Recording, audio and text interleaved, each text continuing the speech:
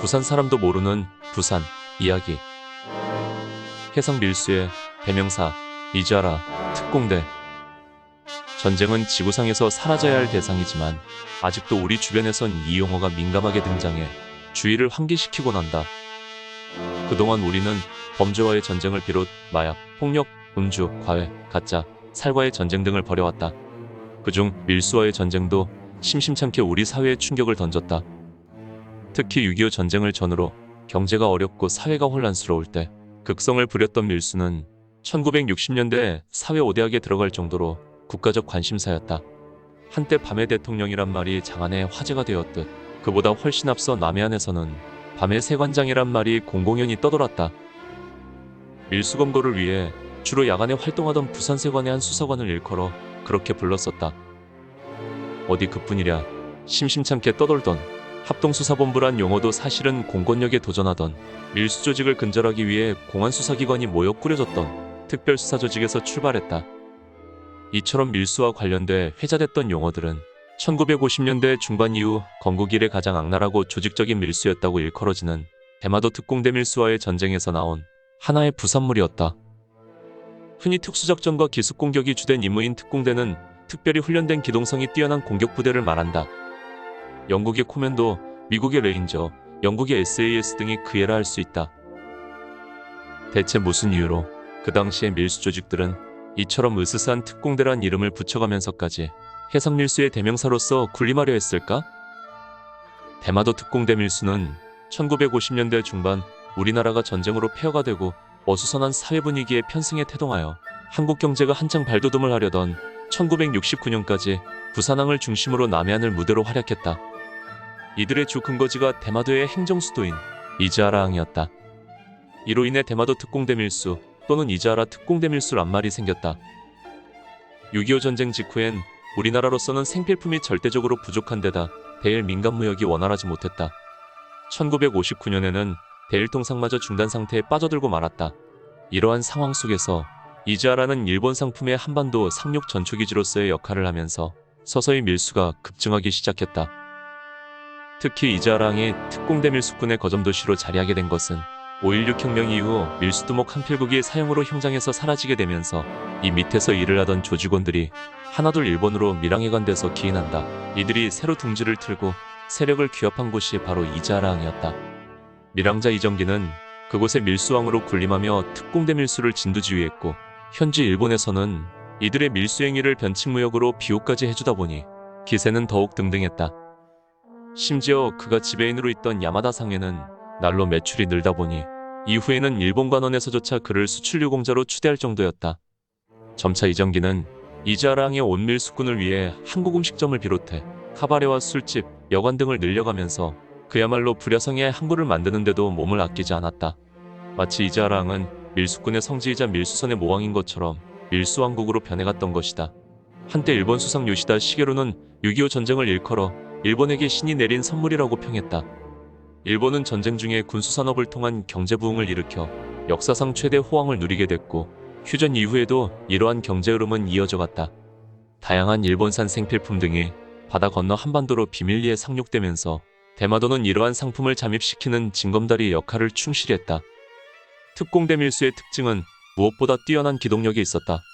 우선 밀수 조직 자체가 자금, 해상운반, 양육, 육상운반, 보관, 판매책 등으로 분담체제로 돼 있었다. 여기에 폭력배와 권력기관까지 개입돼 있어 난폭하면서도 정보력도 갖추고 있었다. 특히 밀수선은 5에서 10톤급의 소형 선박으로서 3에서 5명이 승선을 하곤 했는데 중고 탱크에서 추출한 고속 엔진을 설치해 30노트 이상을 달렸다. 당시 세관감 시선은 10톤급 목선으로 겨우 10노트 남짓 달렸는데 3배나 빠른 밀수선을 잡으려면 이 배의 엔진의 이상이 있어야만 했다. 그러다 보니 세관감 시선이 밀수선과 마주친다 하더라도 허다히 놓치기가 일쑤였다. 저녁 무렵이 되면 특공대 밀수선은 어둠 속에 기지개를 켜는 생쥐처럼 예의 야행성을 띠기 시작한다. 항구를 빠져나온 이들 밀수선은 공해선상까지 나와 주변 상황을 파악하기에 분주하다. 일단 탐색전이 끝나면 야밤을 틈타 사선을 넘어 숨가쁜 질주를 시작한다. 긴장감 속에 남해안의 목적지로 잠입하면 먼저 인적이 드문 섬이나 바닷가의 밀수품을 은닉하거나 아니면 대기 중인 선박에 옮겨 싣는다. 어쩌다 권고될 위기를 맞게 되면 순식간에 증거물을 없애기 위해 밀수품을 수중에 빠뜨리거나 아니면 소형어선으로 위장하여 조업을 하는 척하면서 감시망을 피해 달아나기도 한다. 이뿐만이 아니다. 선명과 선원명은 가명으로 쓰는 것이 예사이고 심지어 일본의 세관, 해운국, 검역소 등 관공서의 민원서류와 공인 등을 산내에 비치해놓고 출입한 관계 서류 등을 맘대로 위조해가면서 수사망을 피해가기도 한다. 특히 일본 정부는 이러한 특공대 밀수를 일본 국내법을 근거로 합법성을 주장하며 비호를 하다 보니까 이러한 일들이 일본 정부의 묵인 아래 공공연하게 행해질 수 있었다. 전쟁의 상흔이 곳곳에 도사리고 있던 1955년 탄피와 해초 등을 싣고 이자라항에 입항한 밀수 출선은 한 해에 90여 척에 불과했다. 그러나 5년 후인 1960년엔 1346척에 달할 정도로 급증했다. 처음엔 밀수 출선으로 나간 선박이 뒤에는 밀수 입선으로 탈바꿈을 했던 것인데 그만큼 밀수가 성황을 이뤘다는 것이다. 이러한 통계는 이자라 세관출장소와 대마도 신문사에서 나온 자료를 참고로 했지만 실제로는 이보다 더 많은 밀수선이 오갔을 것으로 보인다. 밀반입된 일본 상품은 화장품, 직물, 약품류를 비롯하여 자크, 주름치마, 베드롬 필름, 카메라, 전자제품 등이었는데 그야말로 생필품에서부터 산업제품에 이르기까지 다양했다. 대마도에는 일본 상품을 공급하는 중개무역상도 32개사에 달했다. 당시 국제시장은 이러한 밀수품이 집합되고 거래되는 우리나라의 대표적인 시장으로서 미군 PX에서 몰래 빠져나온 불법 물품과 뒤섞여 거대한 밀수품 전 시장을 형성했다. 우리 속담에 찬물도 상이라면 좋다는 말이 있다. 누구나 상받기를 좋아한다는 의미다. 1950년대 말 시대 상황을 대변하는 표어 한 구절에 눈길이 간다. 2억 환의 밀수제보, 1억 환의 상여금이란 포상금제 말이다. 얼마나 밀수가 극성을 부렸기에 밀수검거 금액의 절반을 제보자에게 상금으로 주겠다는 것일까? 포상금제는 밀수에 대한 고발의식 고취와 악조건 속에서 밀수 단속 업무에 종사하는 공무원의 사기 진작을 위해 만들어졌다. 포상금제는 이처럼 포상금이 확대되자 일부 밀수 단속 직원들은 빚을 내 개인 전용 감시 선박과 지프 차량을 구입했다. 당시만 해도 감시 장비가 노후된 데다 세관 감시선과 관용 차량은 눈에 띄어 단속 활동에 어려움이 있었다. 이런 약점을 보완하기 위해 아예 개인 전용 선박을 밀수선과 똑같은 모양으로 건조할 정도로 포상금만큼이나 밀수의 파고도 높아만 갔다. 특공대 밀수가 공적의 표적으로 급부상하게 된 데는 1965년 현충일에 있었던 월광 카바레 앞 밀수 사건에서 비롯된다. 이 사건은 야근 중 현장을 적발한 경찰관을 밀수범들이 구타하고서는 검거자마저도 타권력 기관으로 넘겨버린 아주 파렴치한 사건이었다.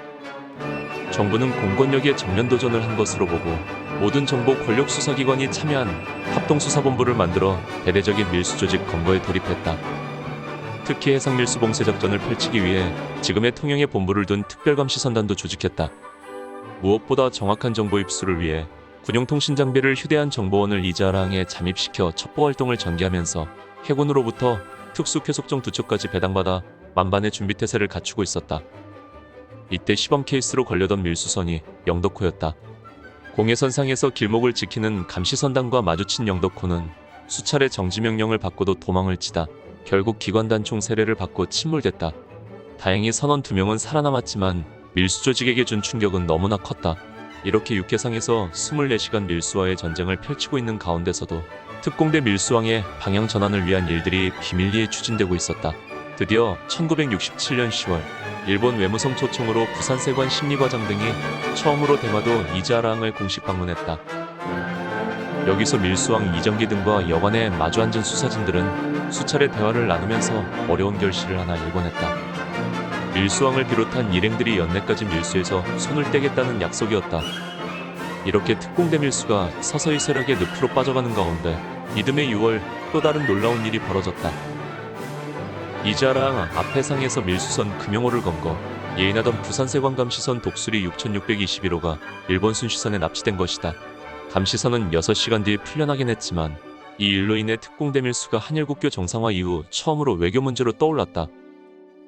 이어 2달 후 열린 한일 강요회담에서 일본 측은 대마도 밀수 방지를 위해 적절한 조치를 취할 것을 공동성명으로 채택했다. 이에 밀수도목도 그해 12월 말 밀수결별성명서를 발표함으로써 이자라 특공대 밀수는 사실상 대단원의 막을 내렸다. 재미있게 보셨다면 구독, 좋아요, 알람 설정 부탁합니다.